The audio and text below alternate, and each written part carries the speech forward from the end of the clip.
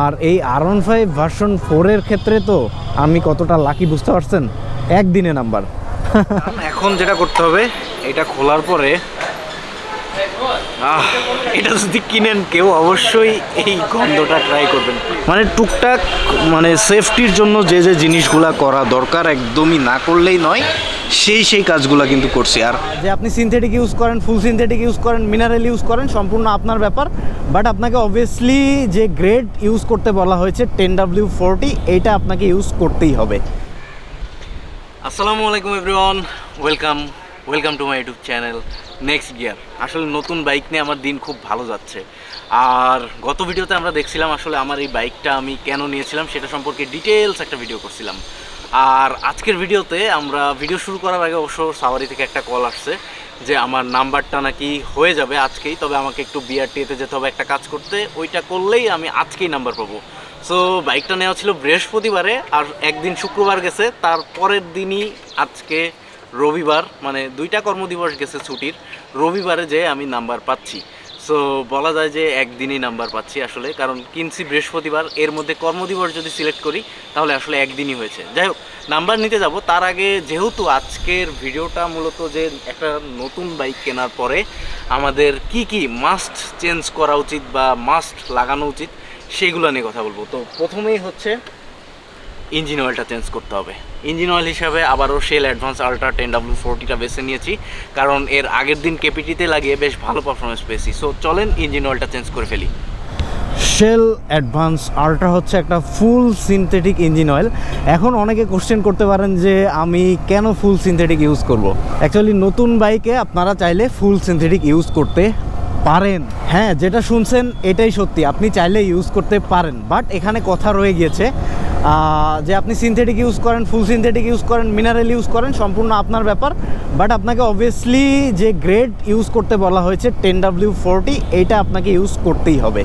এখন কথা হচ্ছে আমরা প্রথমত ফুল সিনথেটিক ইউজ করতে নিষেধ করি, কারণ প্রথম দিকে 2-3 বার যদি আপনি ইঞ্জিন অয়েলটা ফেলে দেন, 300 কিলোমিটারে একবার, 1000 কিলোমিটারে একবার, 1500 কিলোমিটার বা 2000 কিলোমিটারে একবার, এভাবে যদি 3 থেকে 4 বার 2000 কিলোমিটারের ভিতরে ফেলে দেন, তাহলে আমাদের ইঞ্জিনের ভিতরে যে টারগুলো আছে এগুলো একটু দ্রুত বের হতে পারে বা রিফাইন্ড হতে পারে। সো আমরা প্রথমত ইঞ্জিনে ফ্লাশ করতে পারি না নতুন ইঞ্জিনে, এই কারণে এই পদ্ধতিটা জাস্ট ইউজ করা হয়। চাইলে করতে পারেন, না চাইলে নাও করতে পারেন, কোনো প্যারা নাই। আপনি চাইলে ইঞ্জিন অয়েল যতটুকু চালানোর কথা, যেমন আমার এই শেল অ্যাডভান্স আল্ট্রা মিনিমাম আমি 3000 কিলোমিটার চালাতে পারবো, চাইলে আমি এই 300 কিলোমিটার রানিং অবস্থা থেকে 3000 কিলোমিটার চালিয়ে দিতে পারি বাইকটাতে। কিন্তু আমি হয়তো অতদিন রাখবো না, দেখা যাক কী হয়, আপনারা দেখতে থাকলে বুঝতে পারবেন। সো চলেন আমরা আগে ইঞ্জিন অয়েলটা চেঞ্জ করে ফেলি। ইঞ্জিন অয়েলটা বের হলো, এটার যে অবস্থা এটা এখনও বেশ ভালো আছে, এই যে দেখেন বেশ ভালো আছে এখনও। তারপরেও আমরা চেঞ্জ করে ফেলবো, কারণ যেহেতু সামনে একটা ট্যুর আসতে পারে বড় সড়ো, এই জন্য একবারে চেঞ্জ করে নিয়ে যাচ্ছি। আর এখানে যারা জানেন যে R15 ভার্সন 3 ভার্সন 4 সবগুলোতে 850 ml ইউজ করতে হয়, এটাতে পুরো 1 লিটার আছে, এখান থেকে 150 ml কমায় নিয়ে আমাকে ইনস্টল করতে হবে। আর যে অয়েল ফিল্টারটা আছে ওইটা যদি চেঞ্জ করতাম তাহলে আরও 50 থেকে 100 ml অয়েল ফিল্টারটা ভিজিয়ে নিয়ে দেওয়া লাগতো, এই আর কি। তো ঢেলে ফেলি।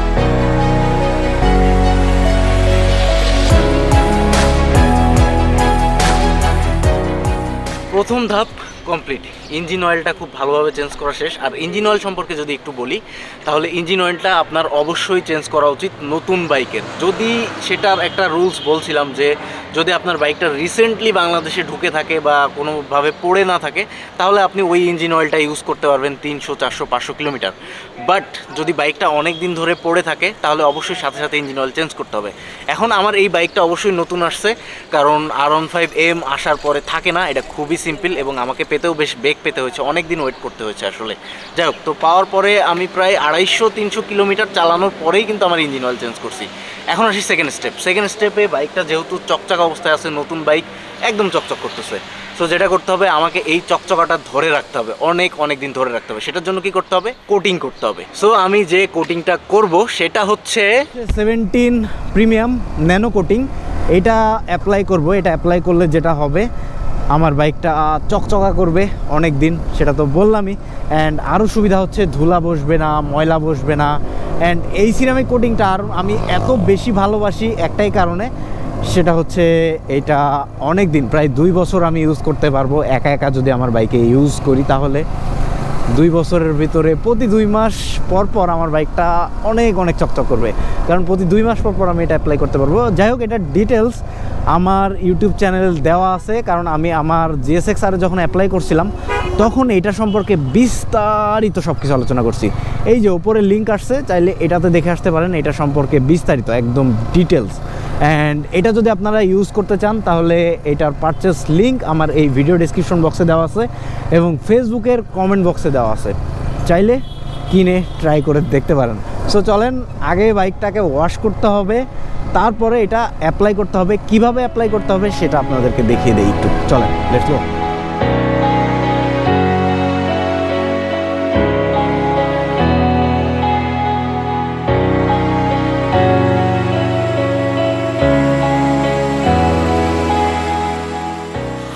বাইকের ওয়াশ কিন্তু ডান, আর ওয়াশ করলেই হবে না, শুধু ওয়াশ করার পরে খুব সুন্দরভাবে পানিগুলোকে মুছতে হবে। তো আমি ওকে বলছি যে পানিগুলো হাওয়া দিয়ে যতদূর সম্ভব মুছে দাও, আর এটার সাথে তো একটা এক্সট্রা মাইক্রোফাইবার টাওয়েল দেওয়া আছে, ওইটা দিয়ে মুছবো অ্যান্ড অ্যাপ্লাই করব। এখন যেটা করতে হবে, এটা খোলার পরে এটা যদি কিনেন কেউ অবশ্যই এই গন্ধটা ট্রাই করবেন প্লিজ।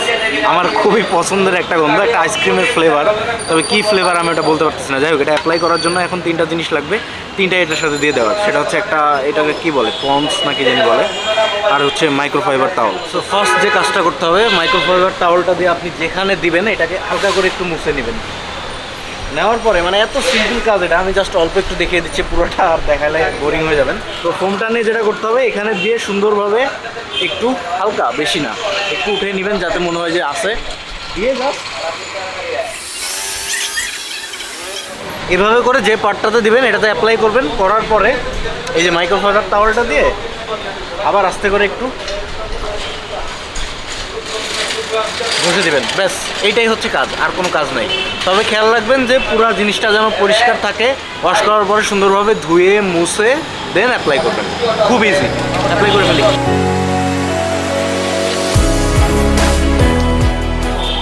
আর আরেকটা মজার বিষয় তো বলাই হয় নাই, এটা কিন্তু ম্যাটে অ্যাপ্লাই করতে পারবেন। এই যে আমি যেরকম এখন এই যে ম্যাট এরিয়াগুলোতে অ্যাপ্লাই করতেছি, আপনিও চাইলে ম্যাটে অ্যাপ্লাই করতে পারবেন। এটা আমার সবচেয়ে বেশি ভালো লাগছে যে অন্যান্য কোটিংগুলোতে কিন্তু ম্যাটে অ্যাপ্লাই করলে এরকম চিকচিক করে না, বা আপনি ম্যাটে অ্যাপ্লাই করলে হয় কিছু কোটিং আছে একদম সাদা হয়ে যায়, ম্যাট জায়গাটা একদম নষ্ট হয়ে যায়।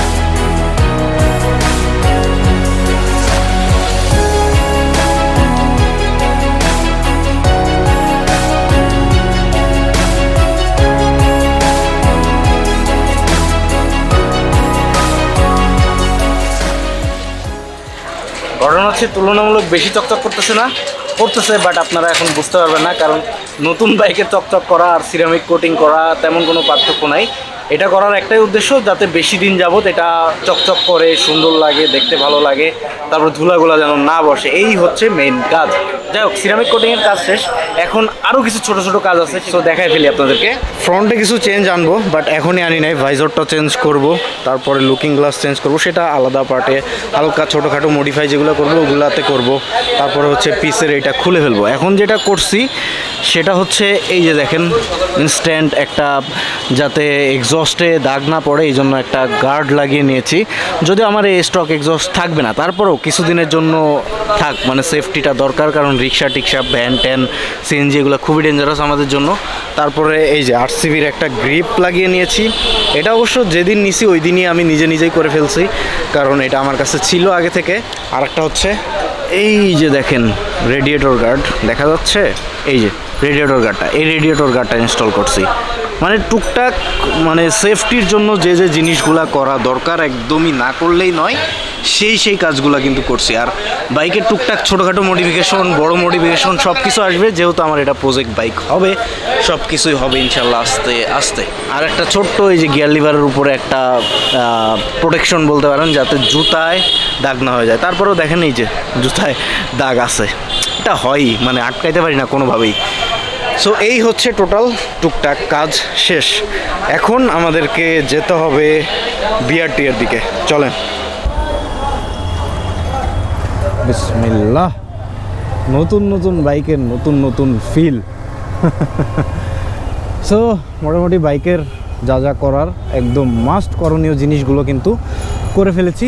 এখন বিআরটি এর দিকে যেতে হবে, যেহেতু বাইকের নাম্বার নাই আর যেদিন নেওয়া হয়েছিল শুধুমাত্র সেই দিনই চালানো যায়। সো যেটা করব, আমি 10 পর্যন্ত এটা নিয়ে যাব। 10 পর্যন্ত তেমন কোনো পুলিশ টুলিশ নাই, ওখানে রেখে আমি বিআরটি যাব, যে নাম্বারটা নিয়ে আসবো আসলে।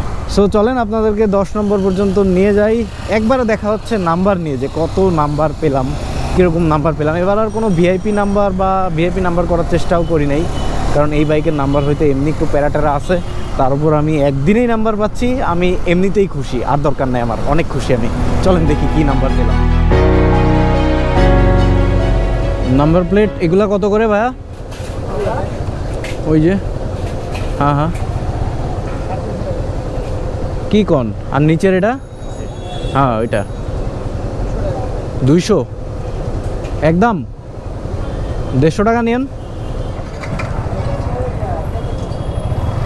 যাই হোক, এখানে আসছি মানেই তো বুঝছেন নাম্বার হয়ে গেছে। হ্যাঁ, বিআরটিতে গেছিলাম অ্যান্ড দেখেন একটা সন্ধ্যা সন্ধ্যা ভাব প্রায় চলে আসছে।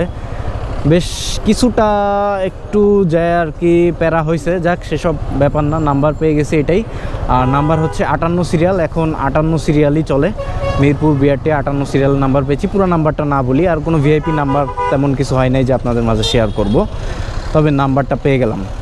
আর এই R15 ভার্সন 4 এর ক্ষেত্রে তো আমি কতটা লাকি বুঝতে পারছেন, একদিনে নাম্বার। অনেকে তো নাম্বার ছাড়া 6 মাস চালিয়েছে এটা, সেখানে আমি একদিনে নাম্বার করে চালাতে পারতেছি। ব্যাস আর কি, এখন আমি চাইলে ট্যুরেও যেতে পারি এটা নিয়ে, যেখানে খুশি যেতে পারি, শুধু এলাকার ভিতরে যে চালাইতে হবে এমন না। যাক, আজকের ভিডিওটা মূলত নতুন বাইকের বিষয়বস্তু নিয়ে ছিল, নাম্বারের কথাটাও চলে গেল, নাম্বারের আপডেটটাও আপনাদেরকে দিতে পেরেছি। এখন নতুন বাইক নিয়ে যেহেতু কথা বলেছি, আর 2-4টা কথা অ্যাড করতে চাই, যেমন ব্রেক ইন পিরিয়ড নিয়ে। ব্রেক ইন পিরিয়ড নিয়ে আপনারা যদি খুব বেশি হতাশ থাকেন, আমার ব্রেক ইন পিরিয়ড নিয়ে একদম টোটাল বিস্তারিত সুন্দরভাবে একটা ভিডিও করা আছে, এটা ফলো করলেই পাবেন। আপাতত আমি যেটা করতেছি, R15-এর এটার ম্যানুয়াল বুকে যেটা দেখলাম, 750 কিলোমিটার পর্যন্ত আমাকে মিনিমাম 5000 আরপিএমের মধ্যে চালাতে হবে। তবে অবশ্যই কনস্ট্যান্ট 5000 আরপিএমে না, কখনো 2000, কখনো 3000, কখনো 4000, কখনো 5000, এভাবে করে চালাতে হবে। কনস্ট্যান্ট ধরে রাখতেছি না, কারণ অলরেডি আমার তো বললাম 300 কিলোমিটার বেশি রান হয়ে গিয়েছে, অ্যান্ড আস্তে আস্তে সুন্দরভাবে রান করছি, তারপরে তো ইঞ্জিন অয়েলটা চেঞ্জ করলাম। সো এভাবে ব্রেক ইন পিরিয়ড মেনটেন করতে হবে। আর 750 কিলোমিটার হয়ে যাওয়ার পরে আমি 7500 আরপিএম পর্যন্ত হিট করতে পারবো আস্তে আস্তে। আর 7500 আরপিএম হিট করা মানে প্রায় R15-এ 110, 115, 100 এরকম থাকে। সো আমি ইজিলি হাইওয়েতে রান করতে পারবো। অ্যান্ড তবে একটা না কিছু গ্যাপ নিয়ে সেটা যদি যাই, গেলে যেতে যেতে সেই ভিডিওতে দেখিয়ে দিব, সমস্যা নাই। এরপরে আরও কিছু সাবধানতা অবলম্বন করা উচিত, যেমন যেটা শেষ আমার টায়ার ব্রেক ইন থাকে, টায়ার ব্রেক ইনটা শেষ করছি 100 মাইল, তার মানে 160 থেকে 200 কিলোমিটার পর্যন্ত এটা মেনটেন করতে হয়। টায়ার ব্রেক ইন মেনটেন করা খুব ইজি, আস্তে আস্তে চালাবেন, খালি খুব বেশি বড় সড়ো কর্নারিং করতে যাবেন না, একদম 150 থেকে 200 কিলোমিটার পর্যন্ত এটুকু মেনটেন করলে টায়ারটাও ব্রেক ইন কমপ্লিট হয়ে যায়। আর টায়ার প্রেশার, আমি টায়ার প্রেশার ঠিক করে নিয়েছি। আমার এইটার ম্যানুয়াল বুকে টায়ার প্রেশার লেখা আছে, সামনে 33, পিছনেও 33, এই আমি সেটা করে নিয়েছি খুব সুন্দরভাবে। সো এই হচ্ছে নতুন বাইকের মেনটেনেন্স ওভারঅল সব কিছু। ওকে, সো মেবি আজকের ভিডিওটা এখানেই শেষ করতে পারতেছি। সবাই ভালো থাকেন, সুস্থ থাকেন, আল্লাহ হাফেজ, আসসালামু আলাইকুম।